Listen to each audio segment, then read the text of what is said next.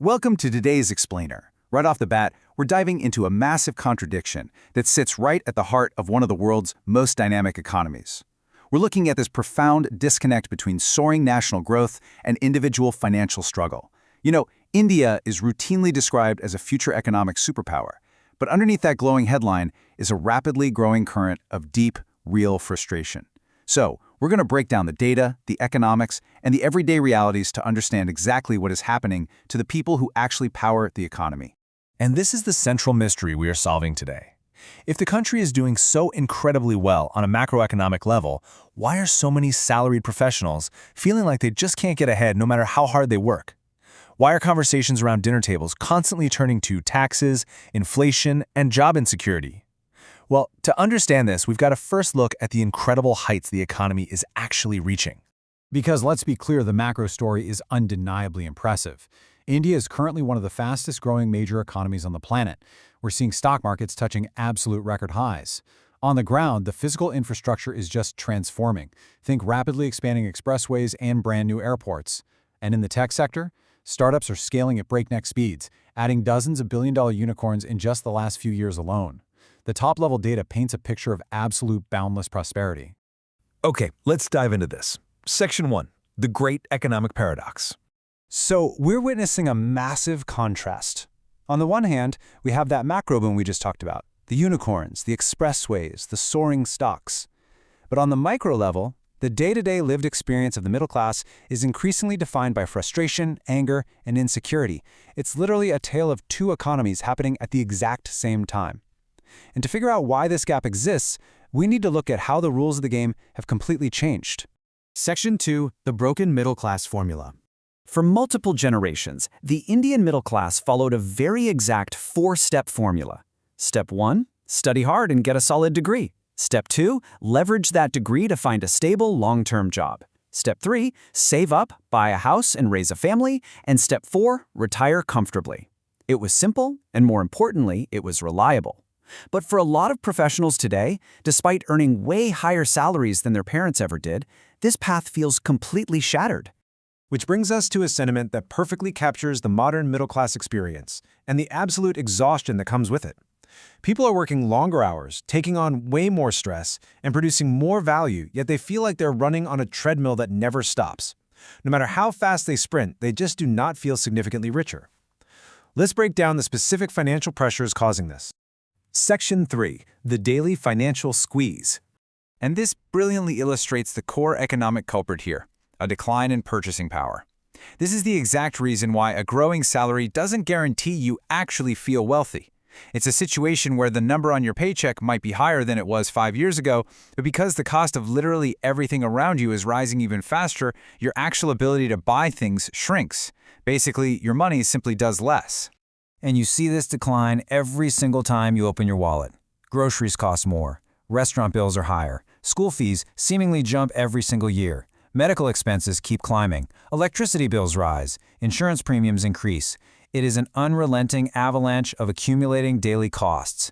Salary growth is constantly struggling to just keep pace with this reality, let alone surpass it. Right alongside those rising costs is the issue of taxation. The salaried class faces a highly efficient, largely unavoidable tax burden. Unlike cash-based sectors of the economy, middle-class professionals have their income tax deducted automatically. Then there's GST on almost all purchases, heavy fuel taxes, and property taxes. There's a widespread perception here that the salaried class is shouldering a massive share of the nation's taxes, but receiving very limited direct benefits in return. Now, whether completely accurate or not, this perception deeply shapes public sentiment and frustration. Section 4. The Unaffordable Future. Take home ownership, for example. For previous generations, buying a home in a major city was difficult, yes, but it was an achievable goal. Today, in economic hubs like Mumbai, Bengaluru, Delhi NCR, Hyderabad, and Pune, property prices have absolutely skyrocketed to levels that seem virtually impossible for young professionals. Even with a dual-income household, saving for a down payment is a monumental struggle, and those who do manage it are often locking themselves into enormous decades-long loans. The ultimate middle-class dream is fading. And this pressure spills over into other critical areas like education and healthcare. Education was once the great equalizer, right? The guaranteed path to upward mobility. Now, with the costs of private schools, coaching classes, and international degrees, preparing children for future competition has become a heavy financial burden. And healthcare is arguably even more precarious. Medical inflation routinely outpaces general inflation. One serious family illness, even with basic insurance, can completely wipe out years of carefully accumulated savings. So, the crucial point is that all of these rising costs are happening exactly when the income source itself feels less secure. The traditional idea of a lifelong, stable job, it's rapidly fading. Industries are being changed by automation. Artificial intelligence is completely transforming how work is done. Corporate restructuring happens way faster, and layoffs are just more common. The modern professional is terrified not just of losing their current job, but of whether their next job will pay enough to sustain their increasingly expensive lifestyle. Section 5. The invisible squeeze. Politically, the middle class often feels entirely invisible. Governments rightfully focus vast resources and welfare programs on uplifting lower-income groups. Meanwhile, wealthy individuals generally have the resources, the capital, and the flexibility to navigate economic shifts and optimize their taxes. The middle class? They feel trapped right in the center, too rich to qualify for government support, but far too burdened by taxes and inflation to actually feel financially comfortable. And then, you have to add the unique psychological pressure of the modern era, social media. Previous generations only compared themselves to their actual neighbors. Today, social media bombards professionals with highly curated highlight reels, luxury vacations, new cars, influencers living glamorous lives. This constant, relentless comparison creates an unprecedented level of pressure and dissatisfaction. You're always measuring your real, messy life against someone else's edited version. Section 6. The expectation gap. Now, what's really interesting about this slide is that it reveals the root of the anger.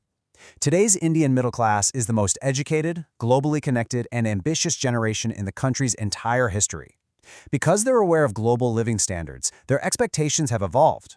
They expect better infrastructure, seamless public services, top-tier healthcare, and an overall high quality of life. The anger we're seeing isn't necessarily because life is strictly worse than it was 50 years ago. It's largely because the expectations for a good life have risen much, much faster than the actual outcomes the economy is currently delivering for them. Which leaves us with this massive, overarching question to conclude our explainer today. India remains a country of phenomenal opportunity and rapid transformation. But the ultimate challenge is ensuring that this macro growth actually translates into a tangible, high-quality life for the very middle class that powers the economy. Because when they thrive, the nation thrives. So, what do you think? Will India's incredible growth story eventually catch up and solve these micro-level concerns? Or will the financial and psychological pressure on the middle class only continue to increase? It's a fascinating economic mystery, and one that will absolutely define the future of the country. Thank you so much for joining me for this explainer, and keep questioning the world around you.